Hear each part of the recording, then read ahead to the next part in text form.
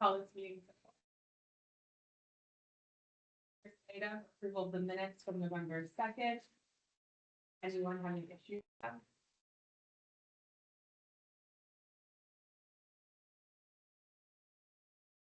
Anyone like to make a motion to approve? I'll make a motion that we approve the minutes of October 30th. As typed. As presented. Anyone like to second it? Third. All in favor? Me. Noted. Uh, And if at any point, Tom, you can't hear anybody, just feel free to shout out. Okay, sounds good. Next item, reports from Mike. Yeah. So thank everybody for taking some time tonight. It's been 2 weeks since the last time that we had a chance to meet. And I know that was very like organizational in nature. And I still keep, the mindset that we're still evolving. We're still new. We're still getting to know each other. Also, you getting to know me, but also we're really in the infancy of doing a lot of our planning for this, not only this current year, but then also hopefully branching out and thinking beyond, year one. So I'm happy to give just a few updates, just what I've been up to here the last time we met. From a program end, we have basketball that's coming up, youth basketball. So we have skills and drills that are going to be starting on December 6th. That will be an 8-week program. Happy to share just some numbers as that relates to where we are in the process. Our pre-K through first grade has 24 kiddos. These are co-ed, mind you. Second and third grade have 13. Fourth and fifth and sixth grade, which is a brand new session. It has 4 kids in it, but that means that those 4 they were given the option that if they don't want to do travel, that there is a option presented to them that if they didn't want that commitment, they could just do Saturday morning skills and drills. So when I say the numbers for 4th, 5th, and 6th grade travel, those kids are required to do the skills and drills program. So there's more than 4 kids in that program, if that makes sense.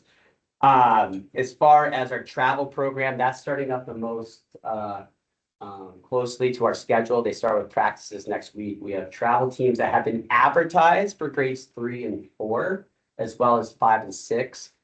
Historically, it's been 4th, 5th, and 6th. And it's all a numbers game right now. Fortunately, we still have a little bit of time. Our leagues don't start with games until December 13th.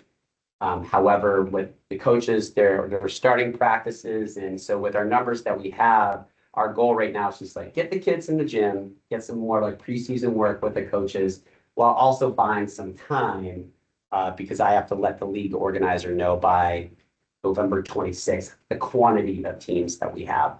So as far as where we are in the process, grades 3 through 6, we have a total of 16 boys registered. That's the majority of that is grades 3 and 4, which have 11. And then the 5th and 6th grade have 5.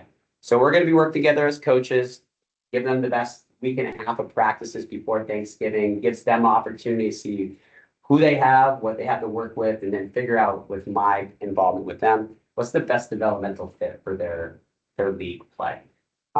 So there's a lot of room for discussion there. For the girls, for their travel team, again, registration is what it is, but there's other people who haven't registered yet. So I'm told there's 6 collectively for the 5th and 6th grade group, but it's just a matter of getting those names that I've heard time and time again appear in the roster. I think sometimes it just takes starting a program for people to be like, oh my God, it's already started, and then it steamrolls down. So this is my first time trying to get registration out there, still in the education process. So I feel very confident that we're going to get the teams that we feel like we're going to be able to offer. But as a whole, there's essentially over 60 kids in the program, which is great. We also have youth cheering that just started this past Sunday. So I was here at the academy, had the chance to meet with all the sessions and the parents and the kids. I have my own daughter, Dorothy, who is in the mix. So we have a K-1 fundamentals of cheering program. So there's 8 kids currently in that. New to the program, they're deciding to do more competitive teams for 2nd and 3rd grade and 4th and 5th. So second and third grade have 16 kids that are in that. And then the fourth and fifth grade have 17 kids in that program. So registration is still left open because I just know that there's going to be one or two or a handful that will hear the word and want to check it out. And so I expect both on the basketball side and cheering where we'll probably see a bump as we go. Just some other things that I've been working on as well. Again, looking at some adult opportunities. I just recently got my keys for the Memorial School and the Academy. Feel really dangerous now that I can get into the building and be able to look at some different offerings. But we are looking at some different pickleball opportunities. Right now, what I'm exploring, because there is a lot of variables to work through, not only with the Sunday programs operating here at the Academy. It's a pretty full slot here of programs, but also availability that's drafted for the high school teams should they want to have it. That I've been also working with Lonnie Steeds over in Winthrop because they have the extra gym and they run an open gym series over in their school. And so he's happy to work with me, though it might not be in Monmouth right now, but there is a space that he is willing to allow from 11 a.m. to 1 p.m. that would take place December 6th through March 15th. So that would be a great opportunity for us to be able to collaborate with Winthrop and have a space for that. Right, 'cause that's always been the issue. We just don't have gym. Right, right. And I've been navigating, I would say when it comes to the access to buildings, per RSU2 policies, there should be an RSU2 employee present for the buildings. And while I do have the ability to open, we want to make sure that we reflect the policy as stated. And so that's where I'm still working with the school board or the superintendent just to find out as we get more familiar and as this job really begins to grow, that my ability to offer services will be based on how much offering and trust we have to be able to use the spaces. And so I think the policies, just as I mentioned, I think I mentioned this last time, I don't think have caught up to that yet, but those conversations, me getting the keys was a big first step. That was a big checkbox for me. So that's why I said I don't want to waste time or lose out on time. So I reached out to Lonnie. We have a resident here in Monmouth that was very willing after I put out an email just mentioning about our sponsors for our programs. And I gave her a list of different things that we have coming up or that I'd love to see us get going because it's a low hanging fruit opportunity that they're willing to purchase and donate about 2 to 3 sets of pickleball equipment, which is awesome. So if I work with Lonnie to try to make this available, then we can help say, hey, we got equipment, if you got the facility, and then it's a matter of just promoting from there. Are there facility costs associated? So I'm still looking at that with Lonnie. I'm trying to be as creative as possible to make it little to none. He wants to try to put down like $1 per week. So if you want to play one Sunday, it's $1, which is super nominal. But at that point, I'm just trying to figure out with him what is that dollar going to offset if we are going to have the ability to have this space. Maybe it is a little extra money over the course of 3 months because it's their utilities. I think there is some room to have some acceptance for that idea. But they don't have lines down on the floor. And so we're looking at creative ways to put lines down that doesn't interfere with what the PE teacher wants there. So there's still some details we're working out there, but the opportunity is what I think is most important, especially as we get into the winter months and looking at not just youth activities, but adults, and then working with the library. I met with Julie and getting more familiar with what they offer. Sounds like there's a lot of family related programming there. So it doesn't have to be just athletic. The volleyball crew that was going to be in the academy, same thing. I didn't want to hold them up. They have used, I believe, Oak Hill in the past, and it was only as of this past Friday that I got the keys. So I wanted to make sure that they had space reserved, and I'm still working with the schools to see if we can make that work for them to be there because they don't have an RC2 employee that plays in that. Whereas adult basketball, which starts this Sunday, which is a pickup here in Monmouth, we have Carrie Simpson, she's a teacher. It fits the face test of what the policy is. And so I'm just trying to make sure I do the right thing by the school by giving me their keys and building that relationship the right way. But so if I can get volleyball in and we figure out a way to do it, I definitely will. It's just more a matter of timing.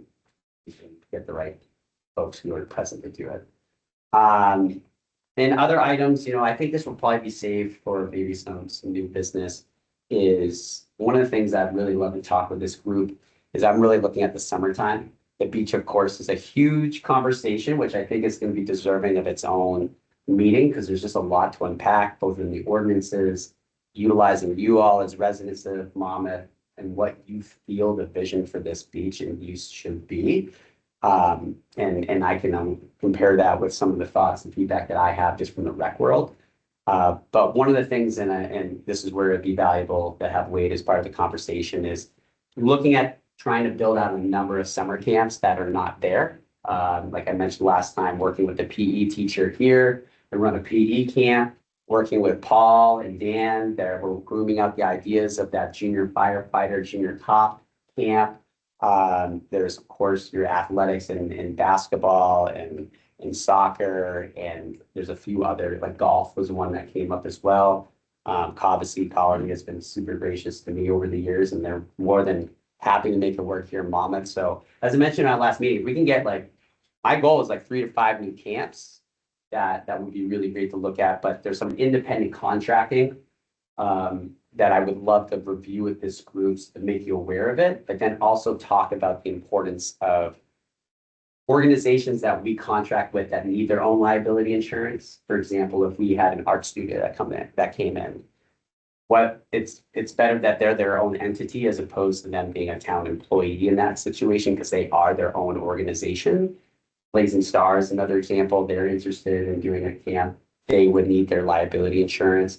But I know varsity coaches have been, at least to my knowledge, utilizing the rec insurance. So part of looking at that contract is trying to get the policies to mirror what is really the criteria in order to use our insurance.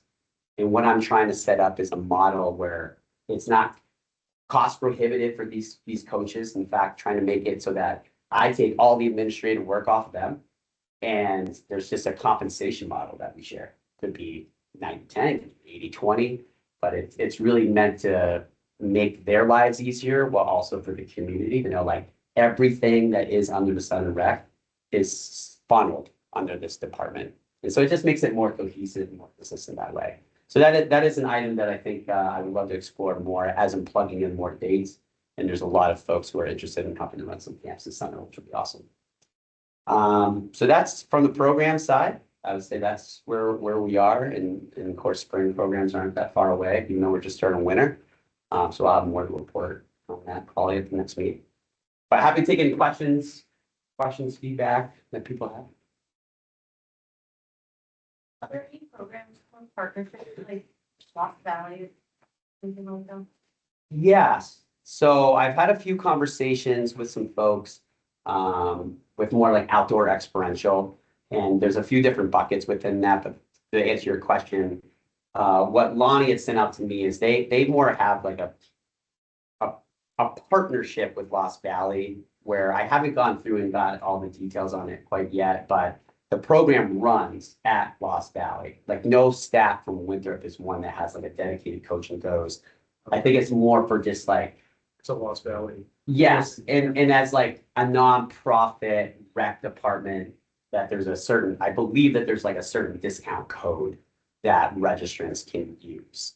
And so in addition to my being able to look at programs that we do on under the auspices of the rec, I also think it's equally important to look at what are other programs and services that are going on in the greater community that I can link a Monmouth community to. For example, football operates in Winthrop, right? So Rambler Youth Football Association. Monmouth residents need to know as if it was their program. So I'm trying to link in some different organizations. So that I'm so glad you brought it up because I just looked at it. It was last week. And so I have a contact that I need to follow up with. a bus.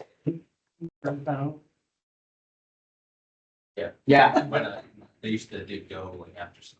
After Right. school on a certain day and, yeah, And Yeah. Lost Valley does offer what's called a community pass. right. I think that's what it is. Yeah, and it's so much, I don't know, 5, 6, 7, whatever, the tickets for 100, $150. And Monmouth's day last year was Friday. Right. So you buy those tickets, like you can use those tickets Friday. I think it's pretty consistent. Yeah, I think Turner has Tuesday, like, and so forth. Yeah, and, then you can purchase on top of the ticket, you can purchase lessons through Lost Valley with their instructors at different this levels. information is on Lost Valleys. I'd have to, Cause like I looked on. there is a person from Monmouth who is the coordinator of that. I don't Oh, really? know their name. We just buy season passes. I can get it. That would be a good one. Yeah, Like, for it's sure. People, but there is a lady who like literally puts people in contact and she gets the passes and hangs out. Right. Like comes to mall one night, gives you your pass when you show up. Right.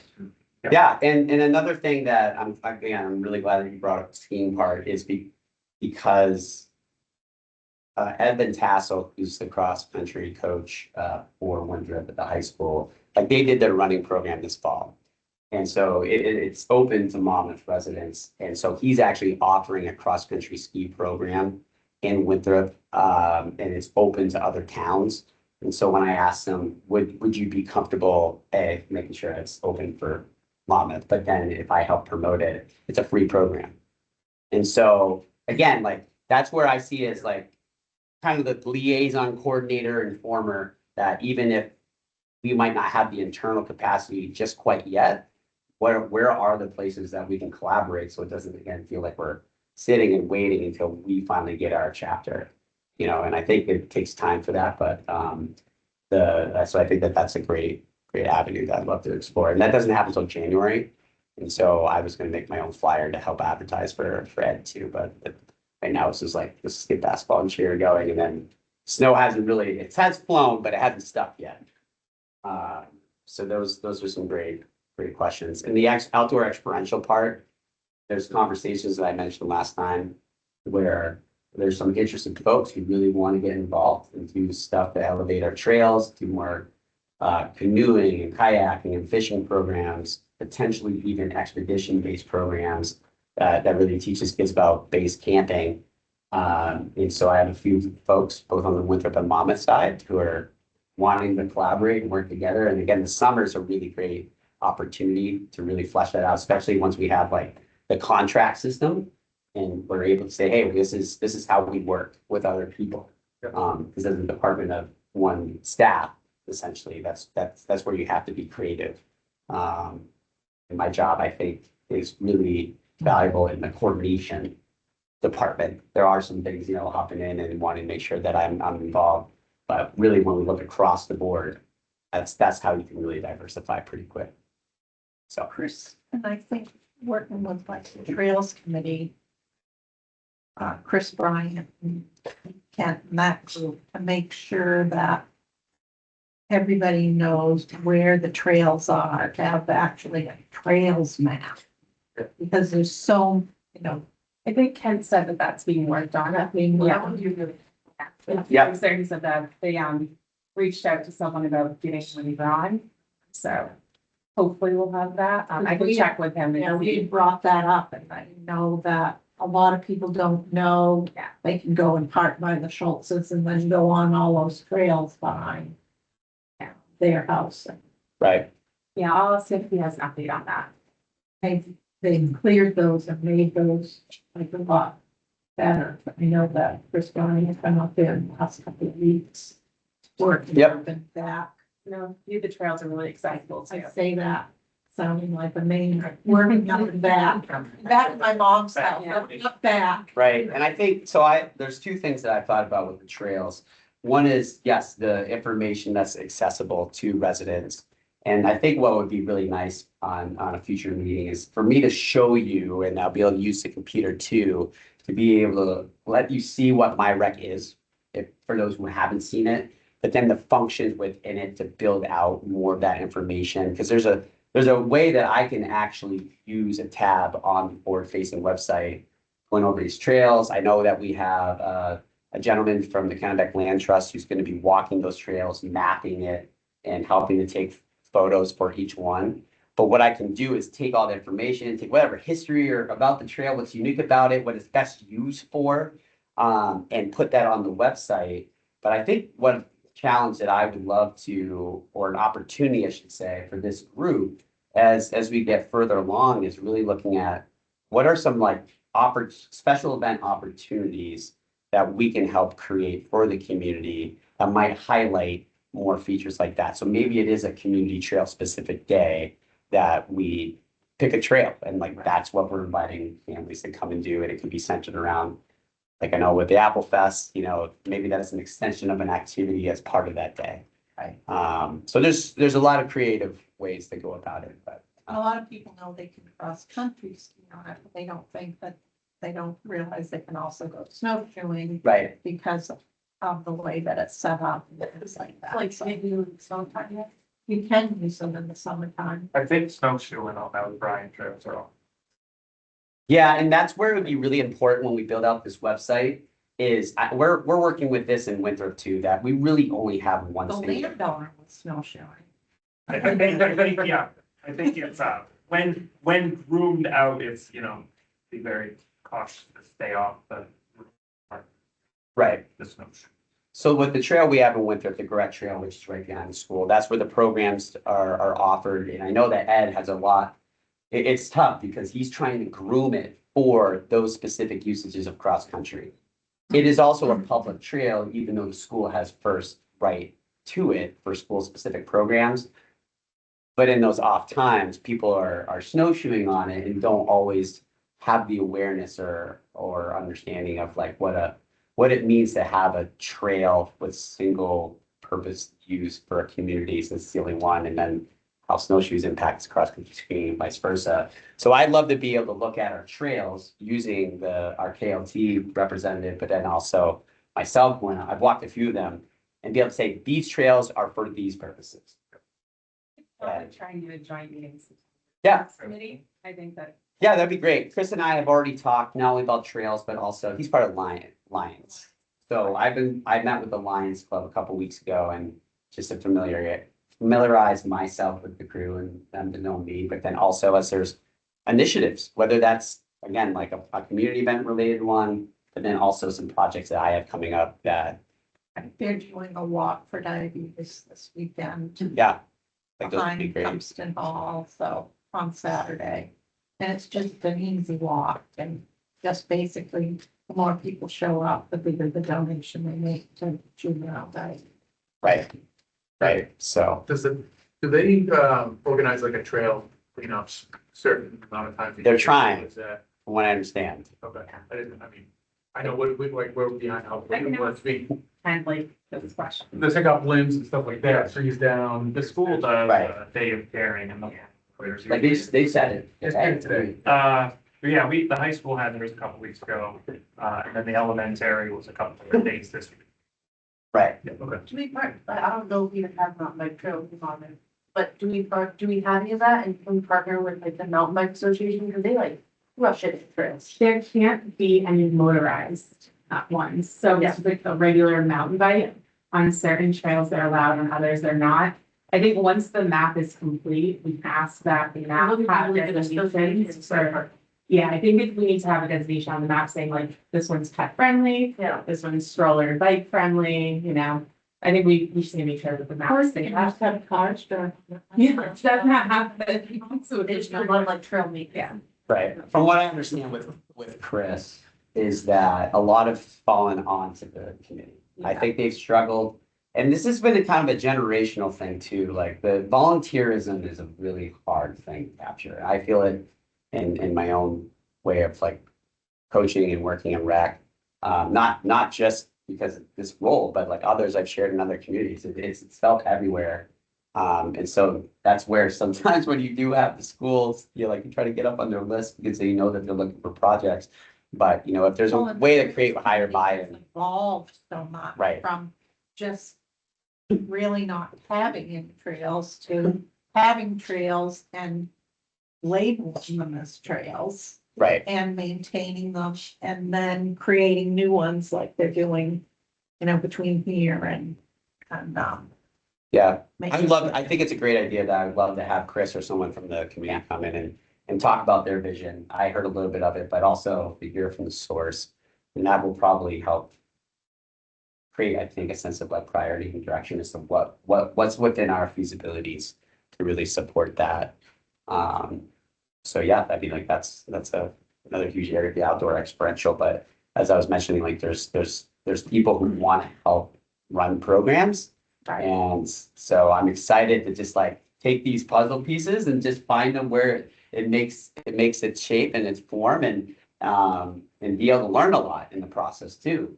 I realize that a lot of what we have on the horizon will be exactly that. It's new and we're going to learn a lot as we go. I already have learned a lot just for the established programs that are Monmouth and also thinking about how can I improve upon these in addition to like new stuff that I love to get to.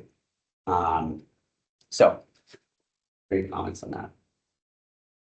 Any other questions or I know we had for our agenda, part of what we'll be talking about is some priorities of knowledge and context of this year. But I really will lean on this group, to be the ones to really talk about things that you see, you feel and want in this community and how that really relates to priorities. And I can share within ideas that I have, but also financial opportunities. I don't like to say limitations, but opportunities to explore as well. The next item is just chair reports. I told the select board last night that we had our first meeting that we were having this night. In June, when we start working, or not June, January, when we start working on this town budget, I'm going to mention that we will want our own account. That way, the money that we raised is just all put into the reserve fund. So I'm waiting to bring that up until the budget process, but it is on my radar to make sure that that account is created. So I know it can't be, I think, enacted until the June referendum. And that's all I have. Next time I'll check with Ken about stuff when he's on the committee. He also is on the league associations. So if he has anything that's pertinent to us, I'll also bring that back.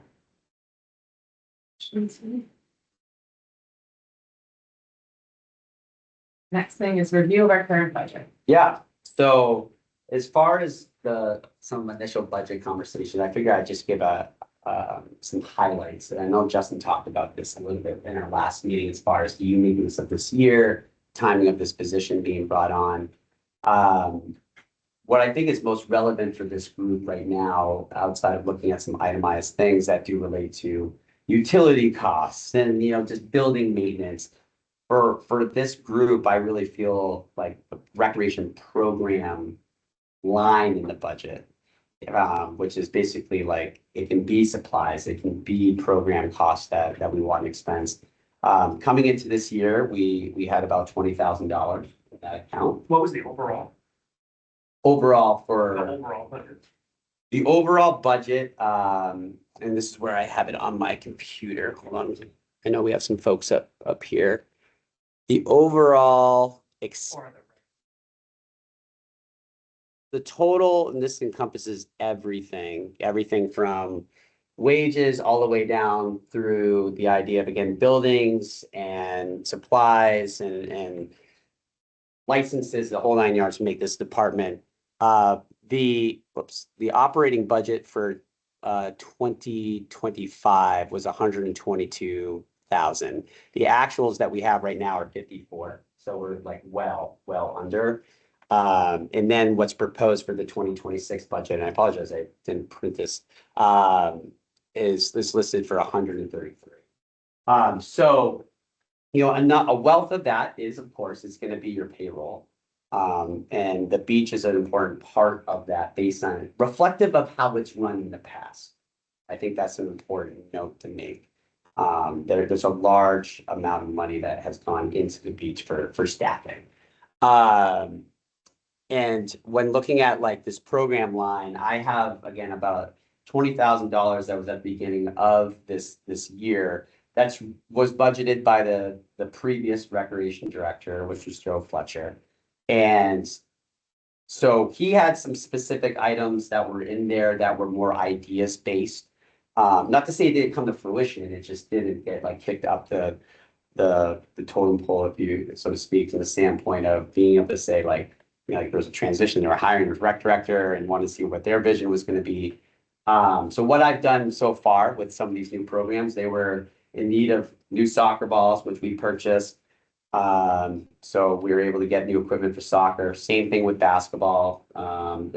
We bought all new basketballs for the programs. And this number probably sounds astronomical, but the cost of everything is high. And I made sure to buy basketballs that I think are good basketballs for our program. And so between about 36 new basketballs, bags, first aid supplies, whistles, clipboards for the coaches, that all was just about $1,000, just like that.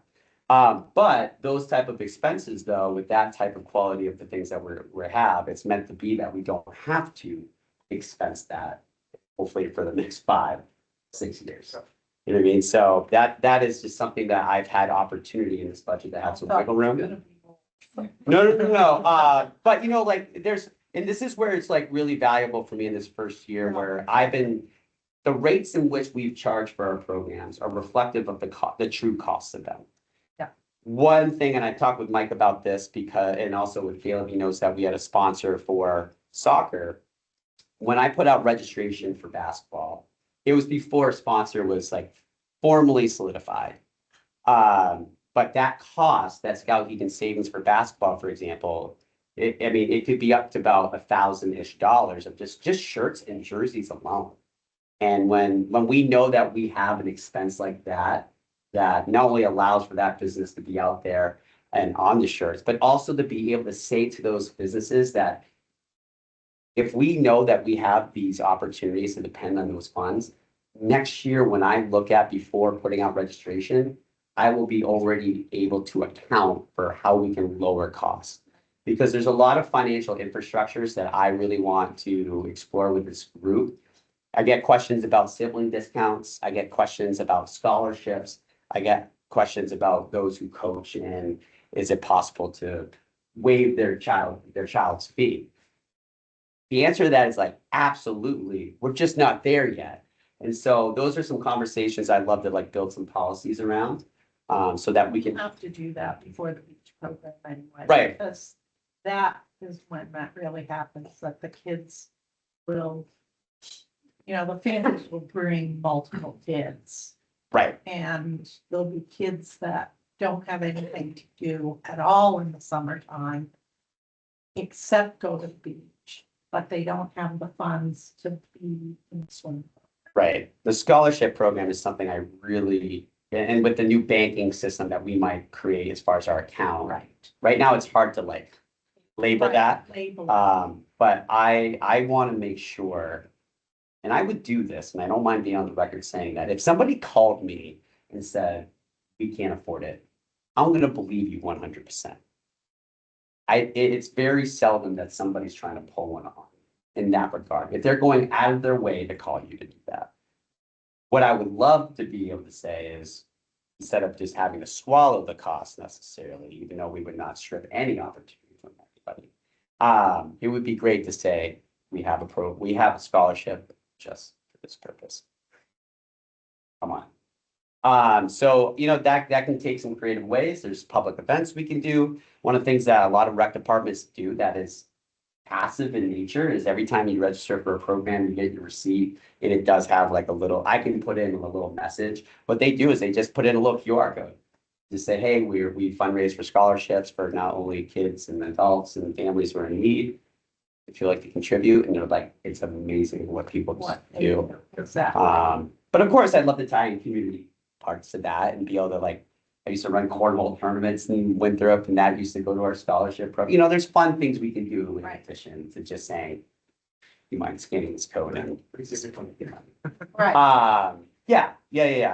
So that is definitely an important part of this conversation. And so, Mike, one of the things I've been putting on our website for sponsors is it's all on the website right now. So every sponsor we've had, from soccer to Skowhegan Savings for basketball, our 3 cheer sponsors, They're all on the website right now, and I do my best to make sure that they are very publicly thanked. But then again, like still allowing people to know that like there's so many opportunities programmatically. But then as there's things that we identify in our projects that might be coming up here. Like for example, one thing I was going to share tonight, which maybe it makes sense to do so since we're talking about budgets, is I talked about the playground behind the rec building. I asked for an encompassing quote. And this is probably where you're gonna be like, oh, I think that you were gonna say, but not a good work. If we were to do everything, and not everything needs to happen, we're talking about every single piece that they see as wear and tear and replacing on the playground, bolts, different platforms, detention climbing apparatus, new wood chips, new landscaping. And I'll pass this around. These are two separate ones. Let me just hold on to one of these. Are there any safety warranties included with that playground? I'd have to double, that's a great question. I don't know the answer to that. It was built in 2009. So as far as the equipment as is, it's tough to say. So there's quotes on each paper. So this again is like an all-encompassing, we'll make sure this is in the minutes as well as attachments Yeah. for those who are on the meeting virtually. So they've identified a number, if you look at the first document where it says Miracle. And this is the guy who services all main rec departments. He's outlined a few different things as far as updating the swings, the ADA accessible swing. There's a climbing pole and a deck. That if we wanted to replace it, he said it's in fine condition, but again, I'd rather know what all the costs are. Those things alone are roughly about $4,500. The other document that has the main recreation and design, this gets into some other items such as wood chips. If you look at wood chips alone, that's $5,400. That's if we go through that. Where I see all these itemized numbers and you see a collective total, if you add up the two documents between the two, you're looking at an all-in expense. Before thinking about resurfacing the court, it's roughly about $15,000, $16,000. And then you add in the idea of resurfacing the court with some lines that will fall from JRA. That was approximately all in $4,500. So you're talking about $20,000. Now, I'm not asking this committee to say, go ahead, Mike, that's where the $20,000 should go. What I see is a few different avenues. Either the things that we go back and I meet with the playgrounds certified, I'm trying to think of his actual name. It's like his title. Is this a certified playground manager? And so he would be able to walk back through me and say, like, this is really what you need to do. All this other stuff, it's fine. Where we can cut costs, and this is where I talked with Chris Bryan and think about Lions Club, is we don't need to pay him for wood chips. He recommends actually that we look at our resources potentially in Monmouth as to someone who has a connection to a business that has what would be deemed as certified wood chips or what would be certifiable fibers to put on that playground. And that's where I would lean on a lot of the ideas and connections that you all have, so that I can look at like, what are the bigger ticket items here?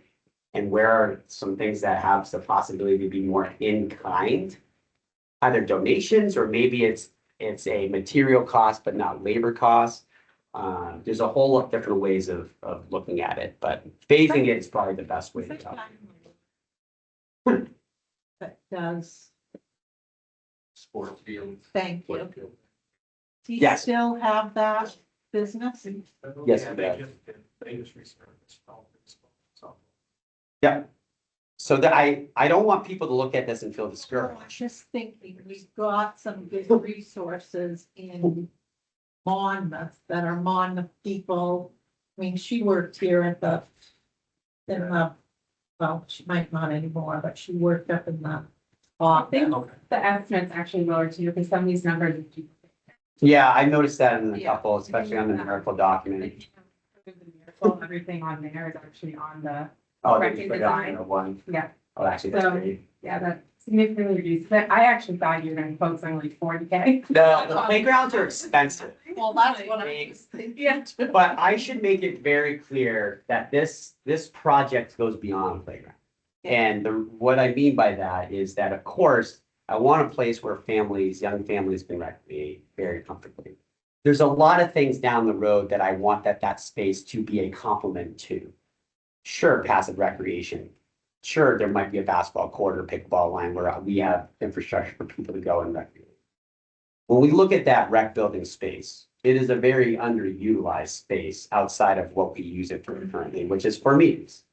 And so what I've talked with Justin at great length about is, I know childcare is a priority item that a lot of people want. Summer day camp opportunities is up there. Rentals is up there. I get a lot of people who ask me about, can we rent the rec building for birthday parties? Those are all things that I want to do. We just haven't gotten that building, I think, reflective of being a true community space yet. And while also finding like where can be some homes for new meeting spaces, whether it's, I like to use the rec building for our rec committee meetings, but Yeah. you know, for if it is planning board or trails, that we want to make sure that they all have comfortable spaces and then they don't feel like they're getting kicked to a spot. But like when it comes to really being able to offer, I want to make sure our facilities reflect the quality programs that we have. Right now, they don't. Like, So- how many mom with kids go to United Fitness for the after school program?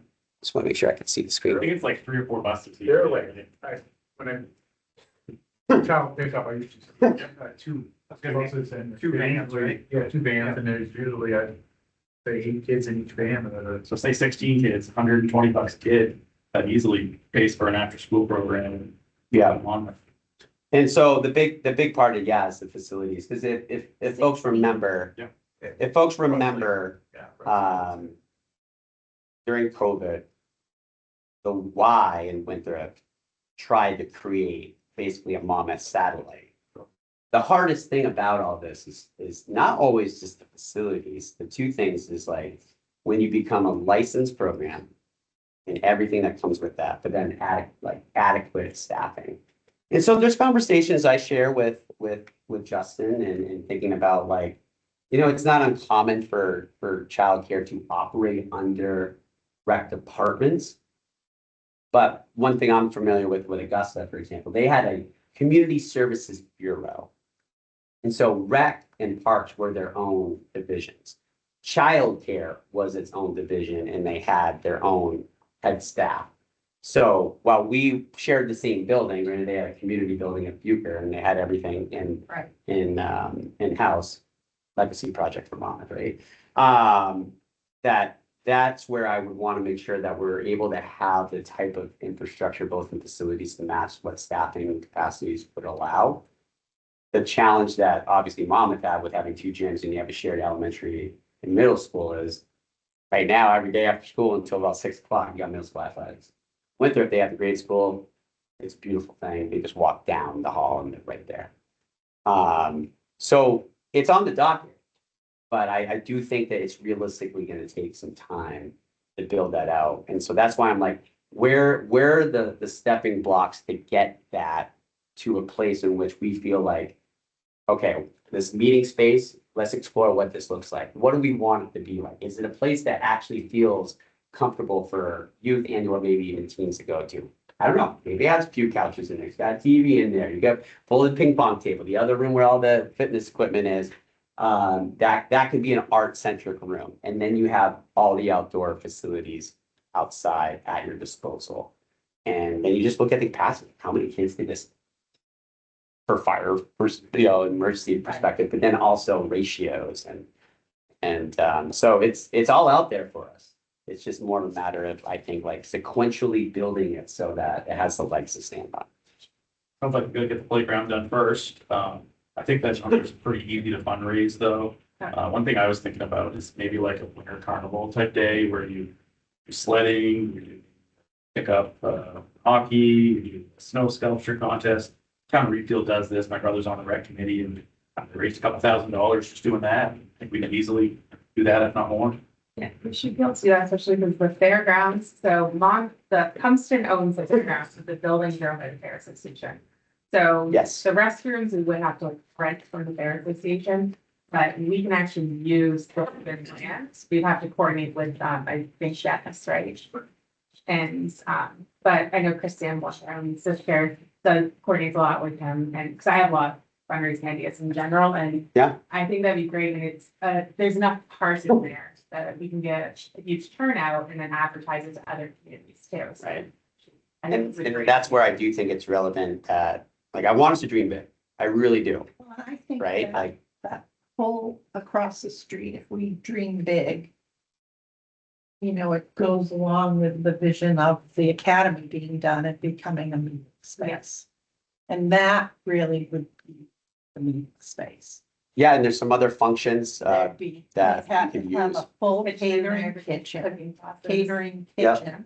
So there'd be so many other things that basically that whole place from, you know, the academy to the rec center becomes, I want it to be Of like events community that- boulevard in a way, Right. you you know? know, and- the front lawn gets flooded in the wintertime to be a hockey area because it's perfect for that. Yeah. You know, Right. so it's, I mean, I see that whole area becoming that, and that's when I Probably say do that hockey thing this year. I think we Yeah. could do. Yeah, and I think that would be in tandem with Yeah. the fire department and Yeah. utilizing the lake, because I totally hear you with, hockey and everything, and it's a lot. Their lights, their lights. Outside the rec building? Rec building? Yeah. Um, hire coaches, they do like. Not other than just building floodlights. Yeah, okay. I know some parents be nervous about having their kids on. Yeah, the you do actual some league, heating. So if we Sure. did plug Yeah. that type on. Yeah, we were so saying, that's a really good option, because like that's- a private contractor already does it at all the ice Yeah. rinks, it's like a whole different organization. Because they come to ours. Right. Yeah. So I think this is the challenge, right? Like there's big grandiose things. Some of which I think are feasible with steps getting there, which could be more time to build out, like childcare again, like. I would love to have an established scholarship program before any of those things really take home, because that is that's a huge component of being able to offer it. But that's where the open conversation really becomes, for you to all be advisory to me, that with the current budget that we have left, you know, up until the end of this fiscal year of June 30th. Knowing that for my sense of expenditures right now, outside of the beach conversation, which I do think that that's really deserving of some immediate conversations, because I will be honest, I haven't been through a whole summer with that. When it's like up and running. And I think it's gonna be good for me to have that institutional knowledge with that. So I know, if we are gonna look at offering swim lessons, what infrastructure does that need? There's a lot of other creative opportunities within that context that might not be the exact same what it once was, but that doesn't mean that year zero has to look like year one. Right. Let me give you an example. My current work used to be at the Kennebec Valley YMCA. What they do, and this is what the town of Wheatfield has moved to with their town beach, they don't have lifeguards. That might be an eyebrow raiser to a lot. They do their beach attendants. They focus primarily on making sure, again, in that big bucket, how is our beach being managed? Who's using it? And really allowing the infrastructure to say, we have eyes here, but also if you're from out of town, we have the infrastructure to make money in addition to that process. But one of the things that the Y has done with Reedfield, and I know the aquatic director very well, and we've already talked just because I was curious to learn more, and that way I can bring options of my experience in the field is, they offer swim lessons where they come to you. They come and they will be the ones, they're the certified folks with their lifeguards. They actually, the only thing they require is that we do hire a guard or two. They're willing to certify them if that's what they need. And what we have to do is staff them during those swim lessons. What our lifeguard does is they're responsible for like general oversight. The swim instructors are course lifeguard certified, but they're trying to teach these kids swim lessons. So there's a fixed cost. And then it's just a cost analysis to say, if we have this many spaces per ratio per group, this is the numbers that we would need to offset what that contract expense would be. I'll give you, I know for a fact that based on the ratios of what they would offer and what they do in Reedfield, it's $3,000 to contract with them. Now, what that means though, is that that's what we're paying. We keep all the registration. We promote it. So then it's just a numbers game of saying, if we know that, We know we get this many kids, it's basically a pass. and so that's why I don't want us to pigeonhole ourselves too Well, much and I- in year one. That's kind of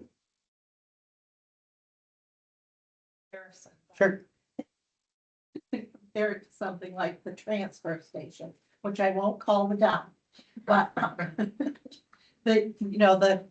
the transfer station doesn't pay for itself. Basically, it's just we pay to grind up the wood and, we don't charge enough Right, for them to dump stuff that, right, so, and just using that as the same here, we need to not reinvent the wheel. We need to use the things that are available to us. right, Let the experts kind of run the program, do the teaching, and instead of going out and hiring 5 swim teachers and 2 lifeguards right, or 6 lifeguards or whatever, let, right. pay somebody to do that. I And think have a good program. My 4-year-old daughter's going through it now, but it is expensive. I think we pay like $140 for a 6-week session or something like that. yeah, and this would be less than that. That's good. And our goal would always be to keep costs at a minimum. But again, The it's, ratio of kids to student to kid ratio will be higher right, out Yeah, in the definitely. water. right. It's like 3 to 1 now, so it's quite Right. probably expensive. And then, can I ask you, is that the what? Yeah. Yeah, so like, I know, Awesome. yeah, so that's who I've been working. Yeah, And he's like, listen, Mike, like, we get a lot of requests. If you're interested, basically, like, there's the opportunity for us. There's a time frame with that as far as like the first come, first served nature. So none of that's etched in stone, but again, I think it's all relevant to say like, if there's things that even in this year one that we want to utilize for this funds, like what I would love to do in addition to, I know there's the beach party. I was just at their meeting the other night with Dan. I think that like we could really elevate a lot of community centric events at the beach. I think I shared with this group, I was down in Kennebunkport. It was awesome. Like they had their pavilion. It was not their beach, but it's in one of their park and rec facilities, which has a lot of field space. They have their concerts, they have their food trucks, they have their lawn game. Like, it's just like, it's a really fun, inviting opportunity. And I think there's ways to like leverage what the beach can service there. like Dennis did with the Friday night Right, trucks at Dunstan Hall. You basically do it on, maybe you do it on a Saturday afternoon or whatever. or So, Sunday. in this first year, I would love it. And again, this is where there would probably need to be some money set aside. The food trucks, they kind of are their own Right. expense. But like, if we're gonna budget for like a I would love to have at least one concert this year, this summer. Like one special event to complement whatever we come up with as far as a program and a service that makes people know and feel like there's something new brewing here and it's not just left vacant. But I do think that, that will come out of really sifting through the ordinances and figure out like, again, like I really do see that there's 2 buckets. One is management of the beach and figuring out how do we really, I don't like to use the word police it, but that is more or less what we're trying to do is figure out what is the infrastructure for Monmouth residents, their ability to use, and then non-residents. And then within both of those, look at like, what will it take infrastructure from our website, registration processes, getting a sign made that helps to link everything. So those, if we do have a beach attendant out there, they're trained on the system, they know what they're looking for. and we're helping it to pay for itself, in addition to enhance the quality of the time and space that it operates in. And they could keep it clean by picking out the trash. That's something that's always a big problem down there. Yeah, There's public, not enough trash. I mean, but Yeah. It's easy. so there's a lot to learn for me. Yeah. But again, that's where, and I'm keeping an eye on time, because I do want to be mindful of, we did extend it to 75 minutes. So I do want to make sure that we're true to that. But that's again where I just want to open up for conversation. There's questions about playgrounds, there's the questions about different programs, services, especially looking at this year. But also if there's things that we identify that might get kicked to the next fiscal year. Because I know Justin is interested in trying to get some feedback as to where we want to filter down some priorities. And I know for me, summer's a huge one. Yes, that encompasses the beach. That might just be a natural first ticket. But then also looking at some potential special events. It could be working with trails. I think if we lock in on one, possibly two things in the rest of this 6-month period, that might be a healthy way to And I keep it can healthy. take the ordinance and just like break it down, because if, people want to have their birthday parties there or do something in the pavilion. Right, Then that's something that, or they want to have a skating park. That's something that we can start doing like now. right, There's not a lot of obstacles in our way to, like you said, low hanging fruit. We right. can offer that. And what's gonna be the set cost? It's up to us to come up with those. Yes, and one thing I will want to include in this meeting space, especially when we think about those opportunities and rentals. I've gathered what Dennis has for Compson Hall. So he does have rates that are for residents, non-residents, and the different spaces that they use. And I think it's really important that we look at that and make sure that it mirrors as best as possible. And Monmouth residents are always going to have the preference of first in line, but then also in cost. And those costs are, if you look at them, they're pretty reasonable. Yeah. But with a birthday party, really, like if that were to happen at the rec building, it's just, again, like we just got to figure out, like, do we want to really push towards, and it's not going to be a cost, to be like, should we start looking at where we can utilize that building more? So I can look at Saturday programs a lot more, where that may not necessarily require a gym space. I can contract sooner than the summer with like an art studio to use the space on a Saturday, it's vacant. Like, so that's the helpful voices for me to be able to say I can sink my teeth in something that I've had my mind wrapped around, but also again, like I really want to make sure what we do is representative of the voices of you appointed folks that are representing the community, so that we do it right. We do it like we have permission to make mistakes, or feel like, wow, that didn't work as well as we thought, or was as much interest. That's okay. That's kind of the beauty of recreation in my mind, that like it brings me anything we wanted to do.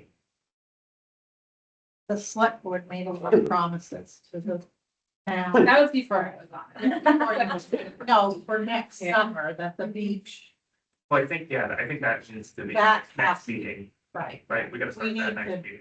Sure. that's kind of a, I think we're all going to be measured yes, by what happens. exactly. If my name's going to be attached to it, like. I Do we it to want be that to be the main agenda meeting for the next meeting? I of think it needs to be The whole regular agenda. maintenance, Yeah. and stuff, and then just the beach Right. maintenance? Because I do have the ordinances that I make my own notes. I love, and what I do, and I want this to be really well understood, not only with this group, but also for community members that have invested interest, is we're gonna work very hard to make sure we make the right decision.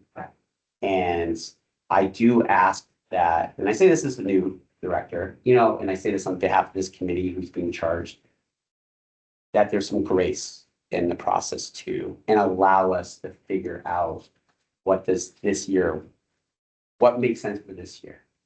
And then grow and get rid of what doesn't work, and just know that it may not be perfect. It the may first time. not look like it did before. We don't But- change it. Yeah. Too. Right, When we write the policies around it, we can say this is for this certain year, and it's Right. subject to change based on community feedback and Right. recreation committee, decisions. I just want to make mention, we do have a question in the chat from Joe. Oh, I did have it. Have a little drop down menu. He asked, how much money would need to be fundraised to bring back Central Maine Best Swim Program? Central, can anybody clarify to me what Central Maine Best Program? Joe, if you're on the meeting, feel free if you can either come off mute or if you feel more comfortable in the chat, or if you have a link to what it is that you're referring to, I'd love to just. I make assume sure he's that- talking about the old swim program, but that's just an assumption. I did, yes, I I, think they're referring to one of the best swim programs that. That's what they. oh, you mean, maybe he's using Monmouth as like the descriptor of the program. that's Okay, my yes, understanding. thank you. Okay. It's interesting. I think that that's a conversation where I'm still very Yes, the new to cost, the town. Oh, the cost? Yeah, is that what, yeah, he was asking what was the old cost? How much we have? Yeah, how much money would need to be fundraised to bring back Central Maine Best Swim Program? Well, That sounds right. Go back, Zach. well, I think that depends upon. There were 6 or more lifeguards, there were these swim instructors. So I think that whole 20,000, Right, so that's kind of around what it is. But if we look at it, Instructors themselves, like, I mean, I didn't look there, so why was it the best? I think, from my perspective, the fact that there were always lifeguards there, Okay. made it definitely a very safe place. Yeah. And the water's a dangerous place, I mean, statistically.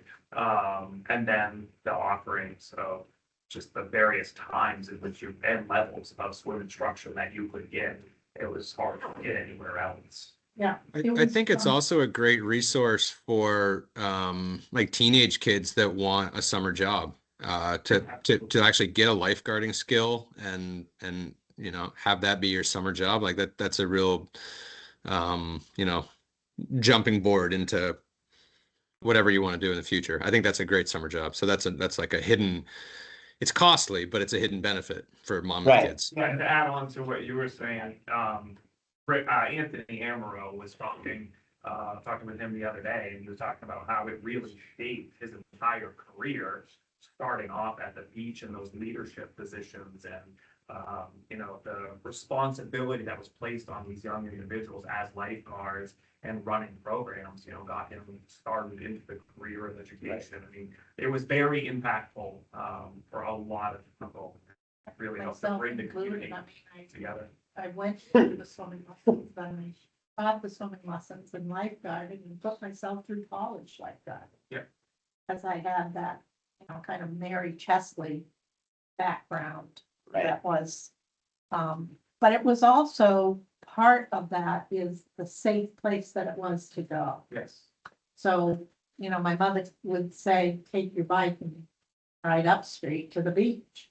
So, and it was okay to do that because there were lifeguards there. right. So I think that's one of the things that they lost this last summer, that kids couldn't just go over there. It was a very different Yeah, place this summer. yeah. It was Very good. There was nothing going on over there. Well, there was. Well, it was stuff going on over there. That's the It wasn't problem. stuff that Right. should have been going on over Exactly. there. And again, like, I think that's where like grooming out the ordinances. Yeah. And those fundamental pieces are what's gonna help. Yeah. I think, make those Right. secondary decisions as to like what makes sense from a management and programmatic and where do those cross over? Cause Right. I think, while I wasn't ever a user of the beach, I walk to that beach and in my role and see what it is against other beaches of other towns, and it has way more going for it than others. Absolutely. Based on the fact that it is more insulated in the sense that you have to come down a road, it's not a sidebar beach where everybody floods. So I'd be happy to share more of those different perspectives of what I see in the field. But then also as that relates to just the structural focus. I know that Travis, you have some. Different Yeah. levels. Yeah. From youngsters up to they did some adults. Right. For people that had never swum before, and then they offered that like a what they call it, like a fun day, when at the end of The summer camp. X number of weeks, Yep. their summer camp day where they, played games all. Right. Across the lake. Swim across the lake, Right. You Used to know. do all those things that yes, that's our own like licensed summer camps. yes. So Sure, a little bit. I see that beach group working in tandem with the rec group. Right. And this is where, and I want to get to Travis, is one of the questions I asked coming into this, do we have any metrics of this beach? Yeah. Do we know roughly how many people are using it demographically, Monmouth, non-resident, what times of the day, work week, weekends, what parts of I summer? think that, Um, to see if they have any of those records, but where it was their own group, I don't know if we have access to some of that Right. stuff. And I think that that's where it's interesting how I feel like, let's say that this position, this department is like in, reset, but like we are kind of starting from scratch.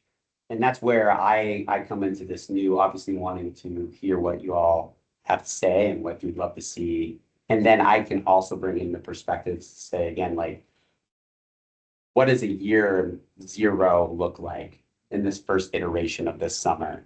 And is part of the goals metrics to understand who's using the beach? Are people coming in by the busloads?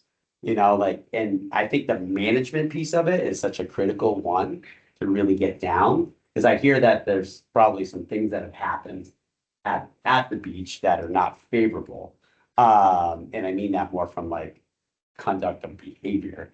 That I would like to, because I got enough of a sense of it in the 4 or 5 weeks there was last in the summer when I went down there, talked with some kids like, hey, can't fish and swim here. Like that seems quite benign, maybe some other things are being talked about, but to really understand and get a better snapshot so that we can then say, okay, like once we get the management and the ordinances down and how we're gonna sustainably enforce, because everything that's in that ordinance makes perfect sense. When it comes to enforceability in a sustainable way, that's always the big challenge. So we're able to look at it from a scratch perspective while valuing history, valuing what do we want to see in this first summer, learn, build upon, and then always continue working on improving. So Do we have any data on what the old summer swim programs cost in terms of those lifeguards and the beach director and all that kind of stuff? Because it's hard to make these decisions of like, do we go with the YMCA swim program or our own without any, data on what it cost? Data from That'd be budgets. the budgets. That was Right. my question, is there any previous historical documentation data that we can look at? Even before this Just what meeting was to review, that shared we with can the have? town, I think, Right. just the part. Yeah. Because it was more of a flow through like Right. program than it was, we may not have counts and things like that, And they may but have increased their costs, so if it's an official program. Find out what their estimate for 2026 is, are you talking about, if we went with that, the program we used in the past. So oh, like if there was okay, one that we contracted with, and we didn't, we didn't contract it at all. No, we didn't, It was part of the. it was part of the rep. right, I thought that it sounded like we contracted someone, so we're gonna have to handle insurance and stuff too, so that'll be an additional cost to factor in. right. And that's where, the contracting piece can be Right. nice. I'm not saying that's the way to go, but just to answer your question, Tom, like, I hope that you were able to hear some of the responses that it sounds like we'll be able to, I can reach out to Lori or Justin and say, can you pull out previous to my being in this role, what did the last maybe 5 years look like as far as the operating costs of the beach, staffing, supplies, certifications, insurance, all of those. And hopefully that will help kind of give us an idea as to what's in our current budget. And knowing that like there's a lot of other things outside the beach too. Like beach is obviously an important part, but there's a lot of other things, that this group is going to be really helpful in identifying some priorities. So I would say, not just cost, but if there's any process and procedures, anything that related, documentation, paperwork, Registration. stuff like that, that could be provided, just anything to review and dissect before the next meeting, I think would be. Right, Would be helpful to jump into the meeting sure. with And, so. and I do know that there's swim lessons that are being provided across town, I believe. In with North Monmouth. In the North Monmouth. So that there's some relevancy to the conversation and is what I. 7:15, that I really want to make sure that like. What we do feels good across the board as far as. In rec, we tried to have the least amount of duplication of services in a community. And fortunately, in this type of community, it should be a lot easier, even when it comes to summer camp, right? Like knowing what everybody's doing at each week, even if it's not a rec program. So I know like there's a huge church Bible camp that goes on. Trying to make sure that we don't organize, Bible school, no. Yeah. Talking about what week that'll be right? now, so. And so, Yeah, so summer, I think is just a huge part, but I fully agree. I think knowing it's 7:15. Let's plan for or 7:17 maybe at this point. Let's plan for the next meeting to be beach centric. Call it more of a summer planning meeting. And I'll work on getting some of that information from the town and once I have that available, I'll try to share that with you so you have time to look at it, process it, make your own notes. Does everybody have a copy of the beach ordinances? I know Justin printed it out. I just got the electronic copy the other day. I had my printed one with my own notes on it, but if you would like, I'm happy to send that back out. Or don't. Yeah, I can show that. You've got that. and then I can attach it with, when I send out the meetings, if you wanna just send it to me, then I can send it with them updated minutes. Yep. meeting minutes. We don't need the pinpoint exact. That's the email addresses that I apparently. I think I didn't know. I left out a C, That was me. And that then was you, I left out MC. and was I able to edit it? Was it fixed when you went into it? I fixed You it, did, okay. I wasn't sure if it did it or not, so I shot you that message. yeah, It was- good, thank you for doing it, yes. Yep. It was right, because I got the email. Well, I had it on my list, Yeah. I did it right, I just, when I was typing up the spreadsheet, when I was typing the spreadsheet, I didn't type it right. And then I Thank you. think Tom's or somebody else's, I fat and fingered his first initial too. It's okay. As But far at as next least meeting, I knew people were reading it. right? Doodle poll still work. Yeah, like I knew that this was gonna be a fast turnaround meeting and ideally we want to make sure that we're able to advertise on our website and let people know about it in advance. This was kind of more a unique circumstance, budget clearly. But as far as knowing that we are entering this time frame of holidays, would we like to aim for a time that is before a holiday break in December? I think so. Yeah, so I'm figuring that I'll probably try to look at a time that might be in that like second-ish week of December, enough that is well before last week of school. I know a lot of people leave earlier. Yeah. So I'll just be on the lookout for that. And they'll give me the time I need to get some more information for us to review. Yep, second week of December will work. And just thank you all for, again, being here and being part of this process. It's super helpful. Thank you, you have to officially. Yeah, but I also, before we did adjourn, just wanted to thank everybody who was on the call too virtually and contributing conversation and questions. So thank you. Anyone like to make a motion to adjourn? Anyone want to second it? Second. All in favor? 7:19 on the dot. Very good. Thank you all. Have a good night. We're on the virtual screens. We'll see you soon.